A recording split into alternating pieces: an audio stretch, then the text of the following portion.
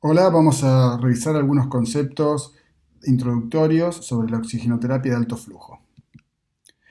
Esta diapositiva es simplemente para recordar la diferencia que hay entre bajo flujo y alto flujo, algunos de los dispositivos que solemos utilizar en oxigenoterapia, los dispositivos más convencionales, las características que tiene la entrega del oxígeno a bajo flujo, también, esto es repaso de la clase de oxigenoterapia.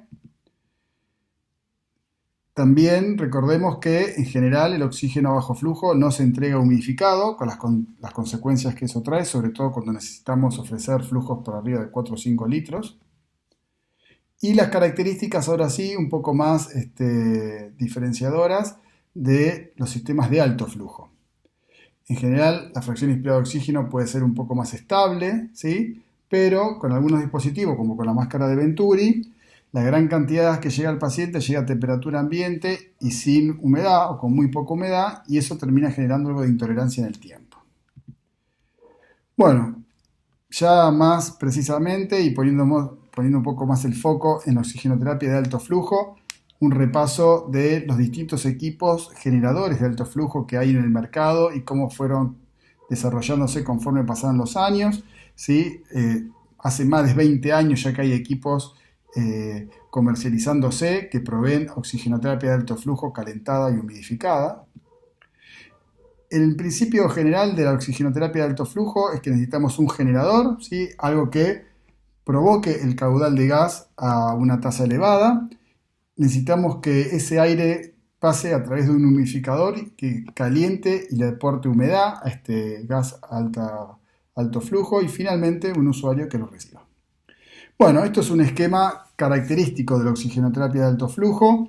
Vamos a ver que tenemos un dispositivo generador, ¿sí? Un blender o un mezclador que ofrece mezclas de oxígeno precisas, donde nosotros podemos decidir entre 0,21 y 1 o entre 21% y 100% de oxigenación. Vamos a necesitar también un sistema que caliente y humidifique el gas, un circuito que transporte este gas calentado y húmedo y que evite que se enfríe o pierda humedad desde el trayecto hacia el paciente. Finalmente necesitaremos unas cánulas también con un diseño especial para poder, digamos, con un diámetro mayor, para poder entregar ese alto caudal caliente y húmedo al paciente. En general, en adultos, cuando hablamos de alto flujo, hablamos de tasas de flujo por arriba de 30 a 35, y dependiendo de los dispositivos pueden llegar a 60, 80 o incluso 100 litros por minuto. Bueno, estos son distintos tipos de generadores de alto flujo, ¿sí? Distintas formas de hacerlo. Podemos utilizar viejos ventiladores como este ventilador neumático que tenemos a la izquierda en el primer ejemplo, o ventiladores un poco más robustos de terapia intensiva, o directamente equipos que fueron especialmente diseñados para tal fin. También podemos utilizar otros dispositivos que no fueron inicialmente pensados para la terapia de alto flujo, pero entendiendo el principio de funcionamiento podemos aplicarlo. Por ejemplo, podemos utilizar dos Flumeters en paralelo hasta que den 15-20 litros por minuto cada uno, y ahí tenemos un flujo final de alrededor de 40 litros por minuto. Después deberemos también lograr poder humidificar y calentar ese oxígeno, pero estamos entregando oxígeno a alto flujo. Con un dispositivo de CPAP también podemos generar algo de alto flujo, ¿sí? No vamos a poder saber bien qué tasa de alto flujo estamos otorgando, pero sí lo podemos generar. Y también podemos utilizar generadores de CPAP de pared, donde podemos controlar más o menos el flujo. No sabemos quizás con mucha precisión cuánto es, pero podemos tener una idea con algún instrumento de medición, y también estamos entregando alto flujo. Pero siempre necesitamos, aparte de este tipo de generador, un dispositivo que caliente y humidifique el gas entregado. Bueno, si vamos a utilizar sistemas más caseros, como tener dos Flumeters o un CPAP o demás, quizás debamos tener que hacer algunas cuentas o algunas mediciones como para tener un poco de control acerca de cuánta tasa de flujo estamos entregando, y para eso hay distintos dispositivos en el mercado, como puede ser un ventilómetro que nos ayude a tomar una medida para poder tener un poco más controlada la situación.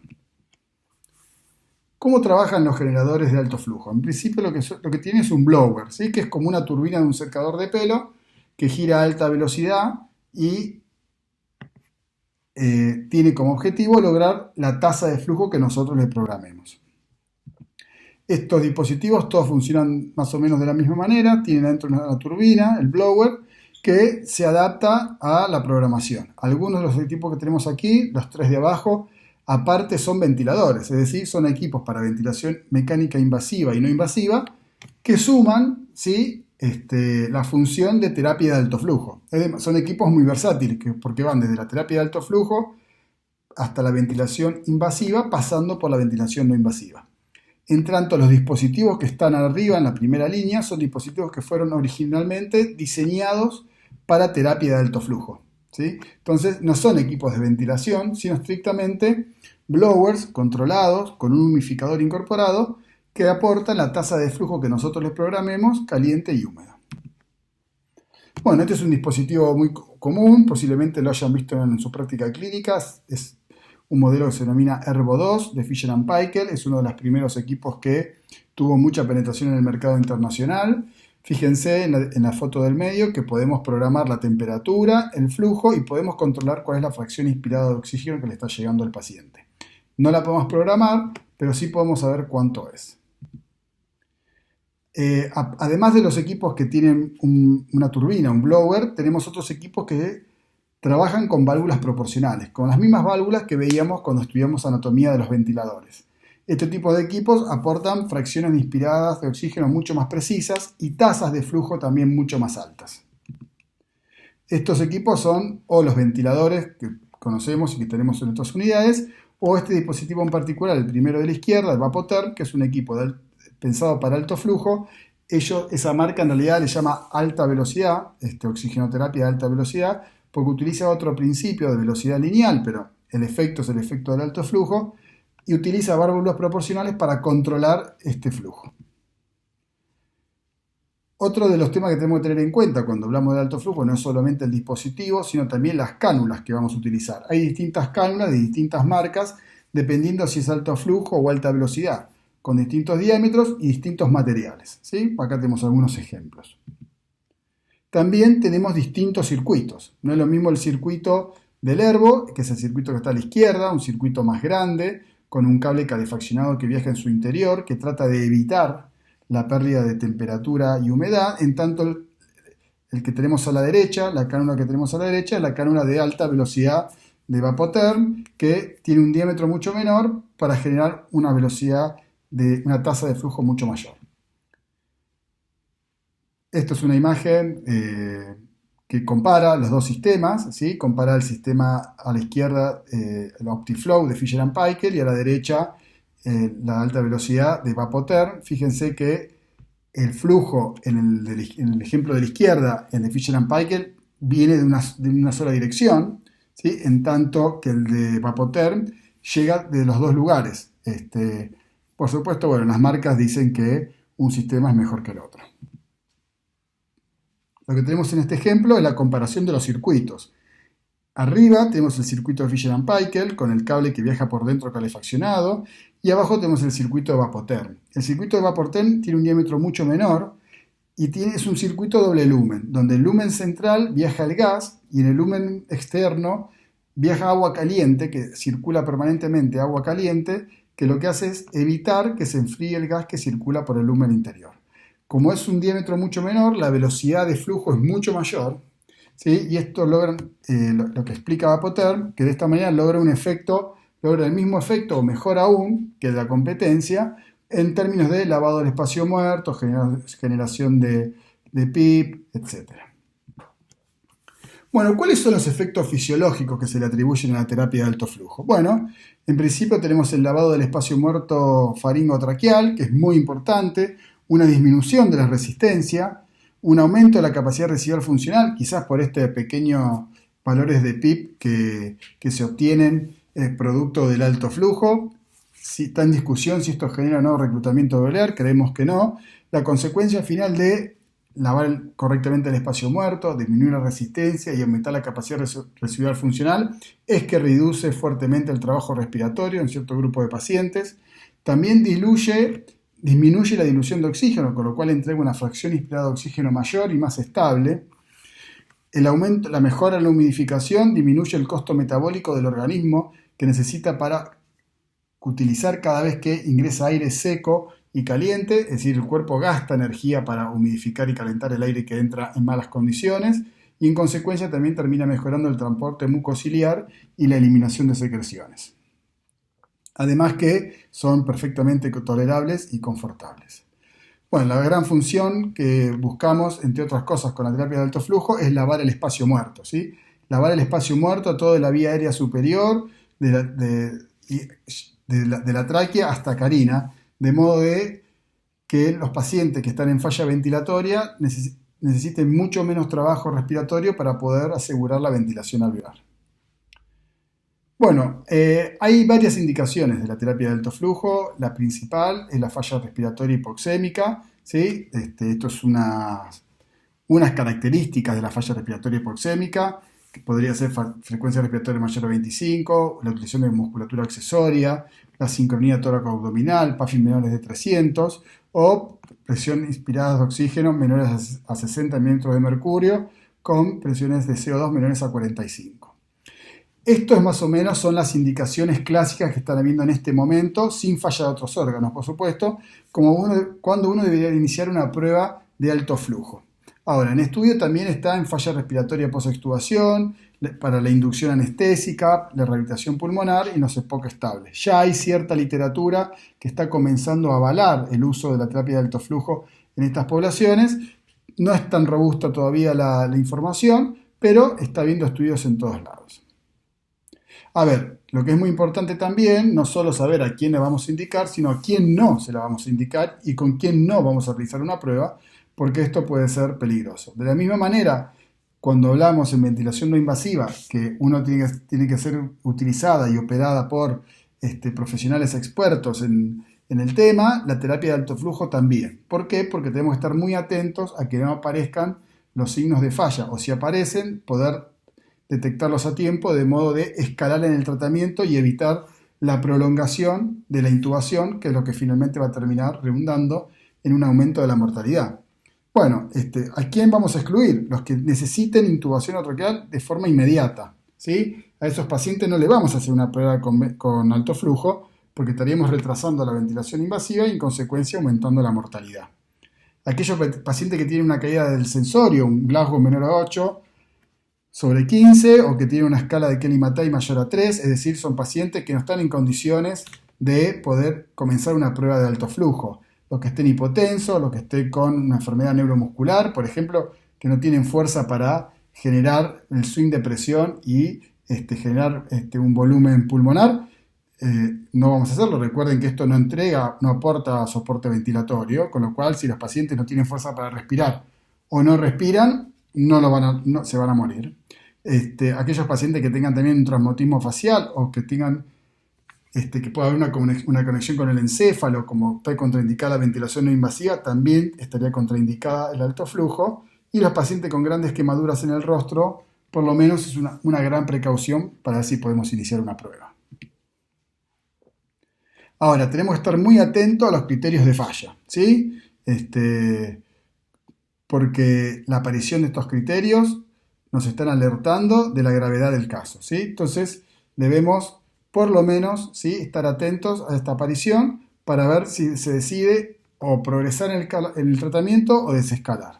¿Cuáles son? Bueno, que haya aumentado aún más la frecuencia respiratoria, que haya aumentado o no haya mejorado el trabajo respiratorio, que siga cayendo la PAFI, que siga cayendo la saturación, que no logre manejar las secreciones, que no mejore el pH o que empeore el estado de conciencia. Es decir, si luego de una o 2 horas de iniciada la prueba con alto flujo, los pacientes están igual o peor que cuando la empezaron, bueno, eso es un signo de que quizás haya que rever la estrategia. Bueno, unas conclusiones preliminares serían que debemos iniciar lo antes posible, solemos atacar con fracción inspirada de 1 y comenzamos a descender lentamente, siempre intentando tener un objetivo de una saturación arriba de 90. Los flujos también comenzamos con flujos bien altos, de modo de poder cooptar con los flujos inspiratorios del paciente para poder bajar el trabajo respiratorio, es decir, flujo bien alto y mucha fracción inspirada de oxígeno, para ir desescalando. Primero bajamos la FIO y luego vamos a ir bajando con el tiempo el flujo. Un estricto monitoreo, principalmente de la frecuencia respiratoria, de la utilización de los músculos respiratorios, de la saturación y la hemodinamia. Debemos aplicar de manera continua, al menos durante 24 horas, es la idea. Si las primeras 2 horas van bien, tenemos que aplicar la terapéutica por lo menos durante 24 horas. Como les decía, vamos a comenzar la disminución primero con la FIO y luego con el flujo. Y cuando estamos en valores por debajo de 0,50 de FIO y 30 litros por minuto, bueno, ya podemos pensar que podríamos decidir la descontinuación de la terapéutica. Y por supuesto, nunca debemos retrasar la intubación orotraqueal en ningún caso, ni la ventilación no invasiva ni la terapia de alto flujo. Ahora, ¿qué pasa con la terapia de alto flujo fuera de las áreas críticas? Sí, es posible porque es una estrategia que la tenemos muy asociada a la terapia intensiva, a la guardia, pero no fuera de las unidades de cuidados intensivos. ¿Cómo tomar una decisión cuando aún no hay tanta evidencia? Bueno, para eso tenemos el juicio clínico, ¿sí? Debemos aplicar nuestro juicio clínico. ¿Cómo se construye nuestro juicio clínico? Bueno, entendiendo los mecanismos de acción del tratamiento, es decir, nosotros tenemos que entender bien cuáles son los mecanismos subyacentes para el éxito de la terapia de alto flujo y debemos también entender cuál es la fisiopatología de la enfermedad. Si nosotros entendemos cómo se comporta la enfermedad y entendemos cómo se comporta esta herramienta terapéutica, podremos decidir si hay características o rasgos de la terapéutica que podrían contrarrestar las características de la fisiopatología, de modo de poder rescatar a los pacientes de su patología. Bueno, pensemos entonces, ¿sí?, nuevamente los efectos fisiológicos y veamos si hay alguna entidad que se pueda relacionar con ello. Por ejemplo, concentrémonos en los primeros 4. ¿Qué paciente puede llegar a necesitar que le aumentemos el lavado del espacio muerto, que disminuyamos la resistencia, que aumentemos su capacidad residual funcional y que finalmente disminuyamos el trabajo respiratorio? Algún paciente que curse con estas características, alguna enfermedad que curse con estas características, quizás se podría haber beneficiado de una prueba de oxigenoterapia de alto flujo. Bueno, acá les presento a Francisco, 52 años, con diagnóstico de fibrosis pulmonar idiopática. Francisco estuvo en lista de espera varios meses en el hospital para recibir un trasplante de pulmón. ¿Sí? Tuvo 2 meses en internación y estuvo entrenando la fuerza y la capacidad aeróbica en la habitación. Lo que vemos ahí es a Francisco entrenando junto con un dispositivo de alto flujo, ¿sí?, al pie de la cama. Vamos a ver ahora un video donde lo vamos a ver a Francisco desde atrás. Vamos a ver la espalda. Sobre la izquierda, ustedes lo que van a ver es Francisco subido a una bicicleta, respirando con una máscara de reservorio, y a la derecha la misma bicicleta, pero Francisco entrenando con terapia de alto flujo. Lo que le voy a pedir es que se concentren en la medida que puedan, ¿sí?, en ver bien la utilización de la musculatura accesoria, los intercostales, los trapecios, los dorsales, cómo se comportan con uno y con otro mecanismo. Van a ver que con un mecanismo claramente el trabajo respiratorio disminuye fuertemente que con el otro.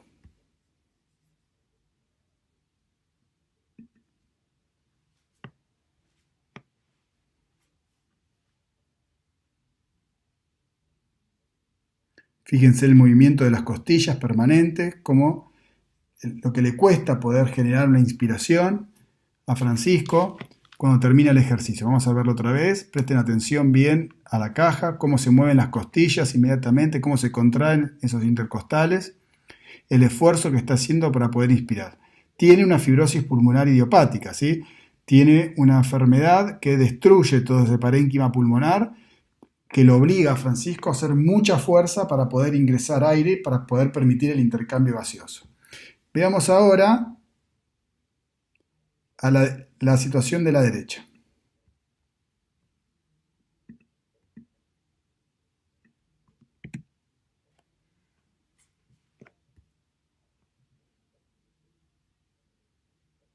Si bien hay movimiento, es muchísimo menor, es notable la diferencia de cómo bajó el esfuerzo inspiratorio cuando está recuperando con terapia de alto flujo. Vamos a verlo de vuelta, traten de concentrarse ahora en la parte superior, ¿sí?, en la región dorsal y cervical. Van a ver que hay mucho menos tiraje y mucho menos esfuerzo inspiratorio.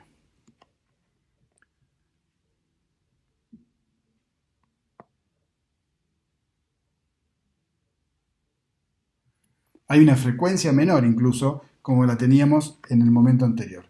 Este video se hizo en el mismo momento. Primero entrenó Francisco con la máscara de reservorio y luego entrenó con la terapia con la cánula de alto flujo. Es decir, no es que son días diferentes. La capacidad de resistencia que tenía Francisco cuando entrenábamos con terapia de alto flujo era mucho mayor a la que teníamos cuando entrenábamos con máscara de reservorio.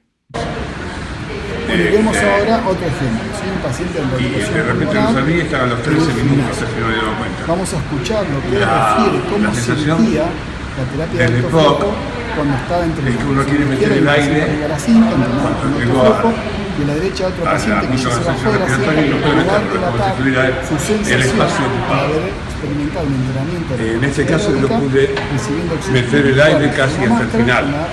O sea, sentía que tenía espacio para meter el aire. Y de repente no sabía, estaba a los 13 minutos, si no me daba cuenta.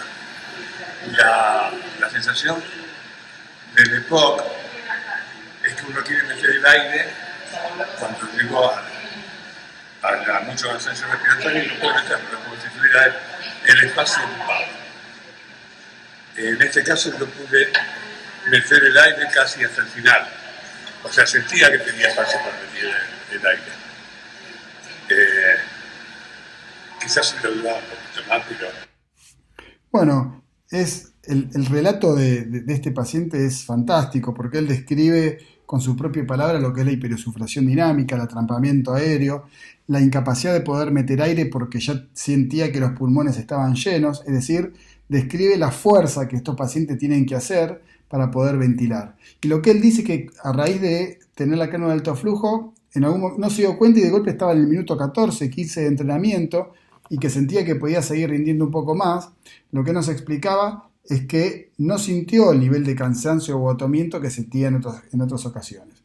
¿Por qué? Porque justamente la terapia de alto flujo lava el espacio muerto, genera un poco de presión positiva al final de la inspiración que contrabalancea el autopip, producto de la hiperinsuflación dinámica, y eso finalmente termina haciendo que el trabajo respiratorio que él necesita invertir para poder asegurar la ventilación alveolar necesaria para el nivel de ejercicio que estaba haciendo sea menor. Por eso es que logra mayores cargas de trabajo durante más tiempo. Bueno, y ahora concentrémonos en otra de las funciones que están descritas de la terapia de alto flujo, que son mejorar la humidificación y en consecuencia disminuir el costo metabólico del acondicionamiento del gas, mejorar el transporte mucociliar y con consecuencia la eliminación de las secreciones y el confort y la tolerancia. Bueno, les presento ahora a Juan. Juan tenía 17 años en este momento, tenía un diagnóstico de fibrosis quística del páncreas y estaba internado en la terapia intensiva del hospital. En este caso, en esta foto, él estaba en terapia pediátrica, esperando un trasplante bipulmonar, ¿sí? Y mientras esperaba el trasplante, estaba entrenando con nosotros de modo a poder llegar lo mejor posible al día de la cirugía. Este video que les voy a mostrar ahora son unos videos que me ofreció el médico de Juan, quien lo deriva al hospital porque lo seguía en su casa. Y Juan, hasta antes de internarse, si bien tenía indicación de realizar ventilación no invasiva, no la utilizaba con regularidad y cuando la usaba no humidificaba tampoco. Entonces, a la mañana siguiente, en cada mañana, Juan se levantaba y necesitaba mucho tiempo, algunas horas de mucho trabajo para poder eliminar todas las secreciones que había acumulado durante la noche y que le impedían poder respirar normalmente y poder llevar una vida relativamente normal. Lo que vamos a ver ahora es una muestra de la calidad y la cantidad de secreciones que Juan expectoraba cada mañana.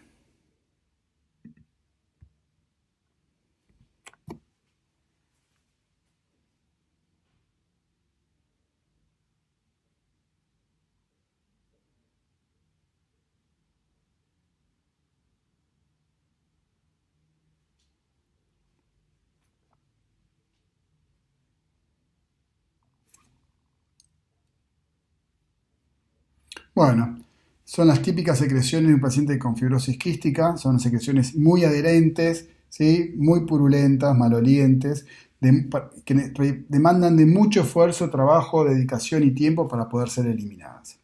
Ahora, después de que logramos en realidad el médico logró convencerlo de que empiece a utilizar terapia de alto flujo nocturna, combinada con ventilación no invasiva nocturna también, y siempre bien humidificado, ¿sí? Luego de unos días de tratamiento, no mucho, fíjense la diferencia en las secreciones que expectoraba el día siguiente. Sigue siendo una cantidad considerable, pero miren la diferencia en la adherencia, en la densidad, en el color de las secreciones, ¿sí? Solamente, bueno, no es solamente, acá hay un montón de medicación también en el medio, pero quiero decir, mejorando la humidificación y la ventilación nocturna de manera adecuada, la mañana siguiente se hacía mucho más fácil para poder eliminar las secreciones. Juan, entonces, fíjense la diferencia que tenemos acá en las secreciones de sin alto flujo y con 15 días de alto flujo. Lo que ven enmarcado en amarillo, ¿sí? son unas porciones de destrucción parenquimatosa de las bronquiectasias, donde se acumulan las secreciones, ¿sí? Y fíjense claramente con una tomografía con 15 días de diferencia, cómo tienen las bronquiectasias llenas en las imágenes de la izquierda y cómo las tiene mucho más vacías en las imágenes de la derecha. Fíjense que son dos tomografías idénticas, nada más que están llenas o están vacías. También mejoró la ventilación alveolar, cayó la PCO2, ¿sí? Cambió la rheología de las secreciones y hay cambios significativos en la tomografía. Ahora, ¿cuáles son las limitaciones que tenemos con la cánula de alto flujo fuera de las áreas cerradas? Porque tenemos también, tenemos poca libertad de movimiento. Los circuitos son cortos, pesados, ¿sí? No son transportables, los pacientes no pueden salir a caminar con terapia de alto flujo, eso es difícil. Los dispositivos como el Ergo, que están emplazados en unos pedestales con rueditas que son muy fáciles de transportar, pero no tienen batería, con lo cual es difícil que funcionen, porque aparte son dispositivos que consumen mucha energía, porque tienen que obtener energía para hacer girar la turbina y el calentador consume un montón. Además, necesitan una fuente de oxígeno. Como es terapia de alto flujo, gastan mucho oxígeno, consumen mucho oxígeno, con lo cual un tubo de 1 metro cúbico en una terapia de alto flujo dura muy poco. Los invito a que ustedes hagan la cuenta. Imagínense que tienen un paciente a 60 litros por minuto con fracción inspirada de 100%, ¿sí? ¿Cuánto tiempo les durará un tubo de 1 metro? Bueno, los equipos, como decía, no tienen batería, ¿sí? Y eso hace que terminen siendo muy difícil para poder ser transportados. Y consumen mucho oxígeno, como decíamos recién. Además que son relativamente costosos. Bueno, son muy costosos, pero quiero decir relativamente por todos los dispositivos médicos en general son costosos. Bueno, algunas conclusiones también. Existe evidencia para el uso en la falla respiratoria aguda hipoxémica de la terapia de alto flujo. Comienza también a haber evidencia para el uso en la falla ventilatoria hipercámnica, pero todavía no queda tan claro con qué valores de PCO2 o en qué momento de la falla se podría iniciar la prueba. La técnica ya está claramente demostrado que es muy confortable y tolerable en el tiempo. Se está de alguna manera convirtiendo en una alternativa complementaria a la BNI. No vino a reemplazarla, sino que vino a complementarla en ciertas circunstancias, así que esto es muy interesante, ¿sí? Es un gran coadyuvante de la rehabilitación pulmonar. Esto lo vemos a diario nosotros, entrenamos a todos los pacientes que entendemos se benefician, tanto en el gimnasio como en el hospital, con terapia de alto flujo en las bicicletas, y esto genera una diferencia de rendimiento notable. Y justamente lo que decíamos, podría asociarse a la ventilación no invasiva y generar una gran sinergia terapéutica que seguro va a terminar beneficiando a los pacientes. Ahora, ¿por qué funciona la cánula de alto flujo, ¿no? ¿Por qué finalmente, cuál es el mecanismo que hace que pueda ser exitoso? ¿Qué es la mejora del transporte mucociliar, la disminución del trabajo respiratorio, la humidificación, el aumento de la PIP al final de la expiración, la disminución de la resistencia de la vía aérea, que es confortable, bien tolerada, que permite altas concentraciones de fracciones inspiradas de oxígeno? ¿Qué es lo que realmente hace funcionar o que sea exitosa la cánula de alto flujo? Bueno, creo que en realidad es todo, porque acá en esto el todo es más que la suma de las partes, y cuando uno empieza a pensar esto por separado, creo que todos tienen una cuota de protagonismo en el éxito de la terapéutica de alto flujo, pero cuando todas se juntan, se potencian y en este caso el resultado final es mucho mejor debido al trabajo sinérgico de todas las diferentes consecuencias o de los diferentes mecanismos de funcionamiento que ofrece la cánula de alto flujo.